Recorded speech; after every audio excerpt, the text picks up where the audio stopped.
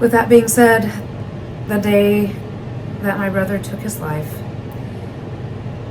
I stayed with my mom that night and I prayed. And I prayed so deeply to, please God, I'm begging you, please give me a sign that Seth is not suffering anymore.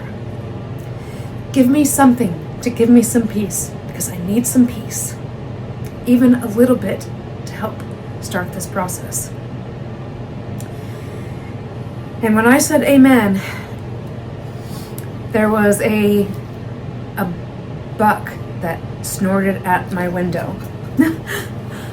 An owl made a hoot in his window, and his phone chimed 1, 2, 3, just like that. And when I went to go check his phone, there was no timestamp of where that sound came from. And the feeling of, I'm glad that Seth is not suffering anymore, because God gave me those signs. I truly believe in my heart and my soul that those were signs from God to be able to start the healing, that Seth is no more, he has no more pain, and he's happy, and he's up there fishing on the bank with my grandma and my grandpa.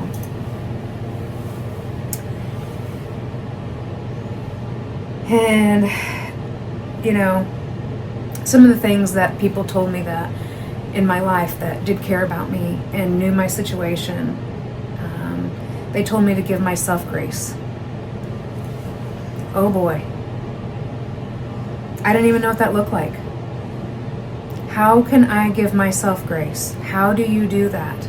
I didn't even know what that meant right at that time when somebody said that to me. And eventually, I did allow grace to come into my heart. I allowed myself to find my peace. And where was I going to find my peace? And how was I going to overcome this tragic event that took place in my life? Well, rewind a year before my brother, I had a very close relationship with a gentleman. We dated, and 2 days before Christmas in 2017, he took his life with a 9mm that was owned by me as well. So to be able to recover and give myself grace because of those two situations has been very challenging. But with the right people in my life and the people that God has put in my path and the strength that He has given me, I've been able to meet Carrie. And I shared Carrie of my vision of what I wanted to accomplish. And then I met an amazing organization, Veterans of the Ozarks in Kimberling City, and they asked me to join their suicide prevention team. And I said yes, because I was ready. I was ready to give back to people who were suffering. I was ready to help people who were suffering with those thoughts themselves. And so I became a QPR instructor to try to help people with those signs. And going through that process of learning that book, that was tough. And I did have to take a couple breaks when I studied that course. But I will tell you, it helped me heal a little piece of my heart.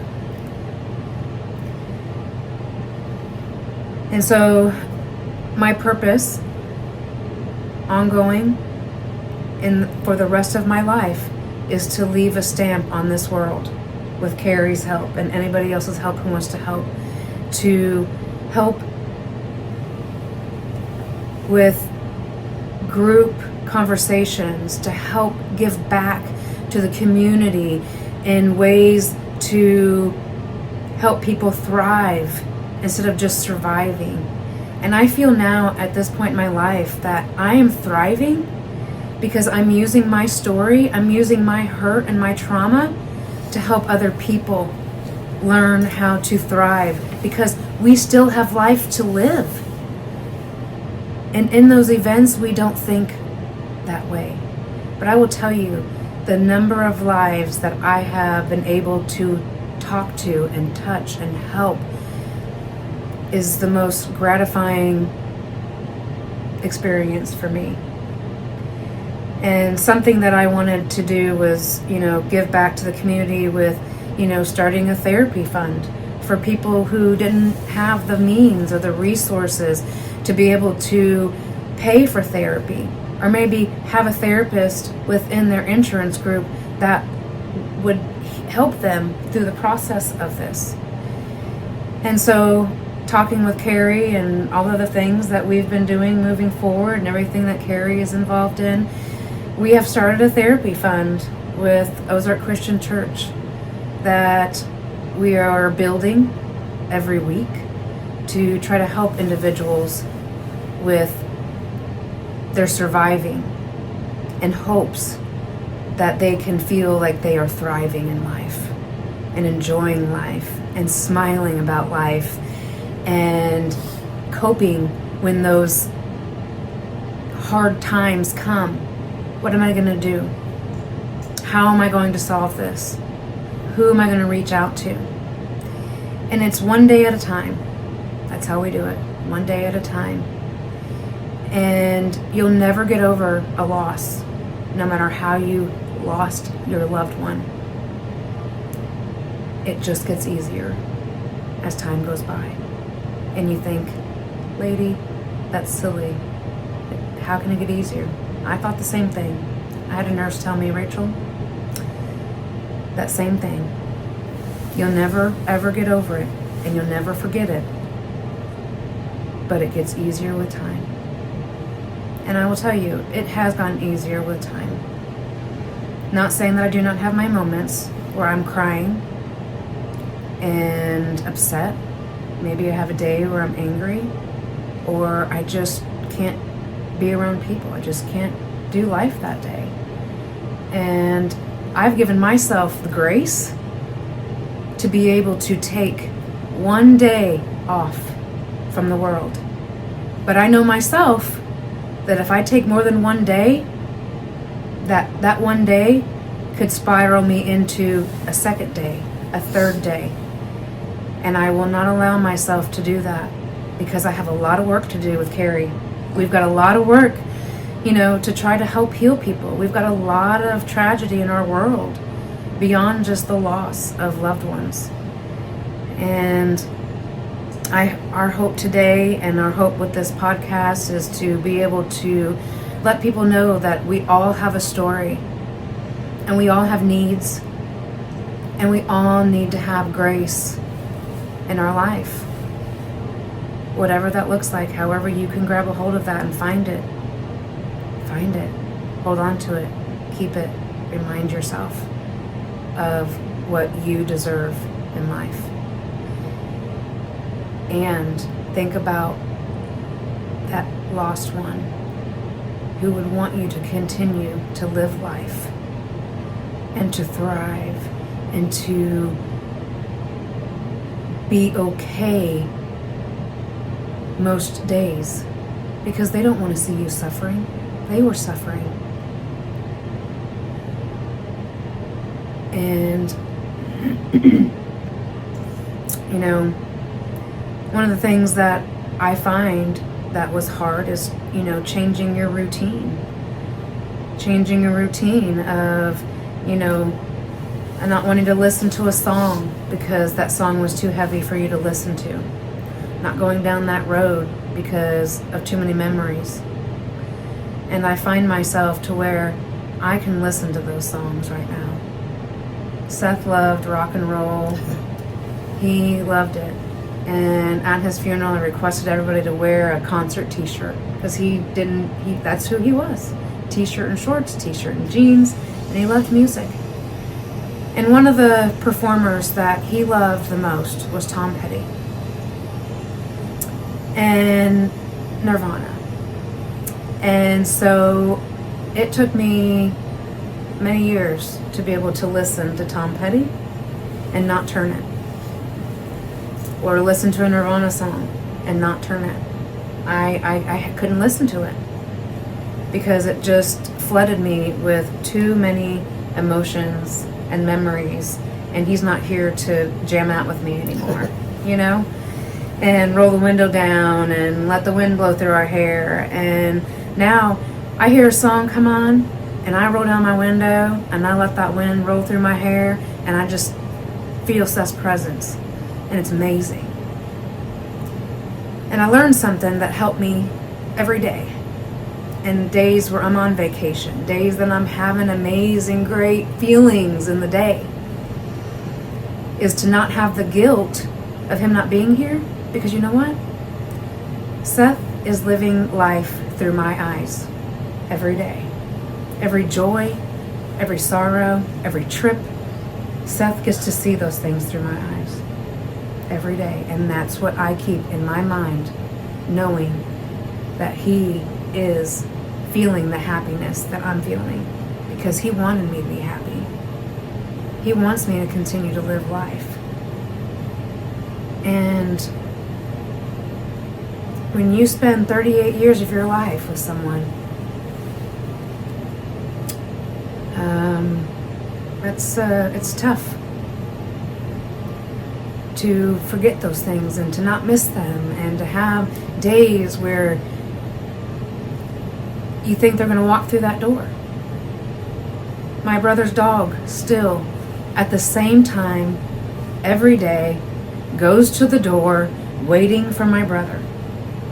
And when he hears a truck, oh man, he just gets excited thinking that Seth is going to walk through that door. And I had a conversation today with a lady, and she told the story of, it's like he's on vacation and we're just waiting for him to come back. But in reality, we know he's not going to come back. But one day, I know that Seth is going to greet me when it's my time to pass over into a new world. And what a beautiful day when that happens. But years down the road, I want that to happen, because I have a lot of work to do here with Carrie. I'm going to wear him out. So I just wanted to share my story, because I'm asking you guys to share your story. I'm asking you guys to give yourselves grace. I'm asking you to reach out for that help. And so my story could be similar to your story. And I want you to feel comfortable with us and what we are truly trying to accomplish and do in our community. Rachel, thank you. Wow. I will say we are working with two people right now. We are covering their counseling expenses. One was this morning, so we got the ball rolling on that. Yes. Many of you out there, though, have a similar story. A story of where you lost hope because of what happened. Yes. And we've all been there. We've all experienced stuff that has just pulled our heart out. But our goal is that through this series of podcasts, through this series of storytelling, if you will, that you will find a glimpse of hope. Amen. That you will, one of the conversations I had this week, Rachel, people that lose hope and they don't know how to get it back. That's right. And they live life as a victim. They live life defeated. And so it's one thing to want people to thrive. We got to get them up to that point where they're surviving. But I believe this. I didn't think when I met you this was going to be happening. Okay? Yeah. But I do know that God's way is not our way. We don't always understand what's going on. But I believe that He walks with us when we're hurting, when we're crying, and we don't know where to turn. And just as you found grace, I believe that's a key word here. Yes. So I grew up, my dad was a pastor. I grew up in this church world, Mm-hmm. and he would talk about when Jesus was asked, what's the greatest commandments? He said, love God, love your neighbor as yourself. I always struggled with that because there were times I didn't love myself. And so I had to come to terms with that God don't make junk. That God makes each of us unique, special in our own way. And I've been called I'm very special. But I want to encourage you today, if you've lost hope, don't give up. If you're just barely surviving, hang with us. We're going to help you break that threshold. We want you to rise and thrive. So really excited about what's going to be going on, because we're going to share our stories. We all have stories. You and I have a lot of stories. Yes, we do. But also we're going to bring in other people to share their stories. I got some already chomping at the bit, and they're still in the midst of that pain and hurt and agony, but they believe that their story can help others. Absolutely. And that's what we have to have. We have to have belief in ourselves, that we have the strength to do that exact thing. Yeah, so I'm looking forward to the future. So I want to encourage you, hang with us. We'll hopefully be rolling these out for sure once a month, maybe more. So stay tuned. Really excited about this new podcast called Rise and Thrive, sponsored by the Ozark Christian Church here in Ozark, Missouri. And if you want to help with that fund, we will leave information on that on our YouTube page, how you can give to that fund. We're not asking for money, but we are asking for you to join us to help others rise and thrive.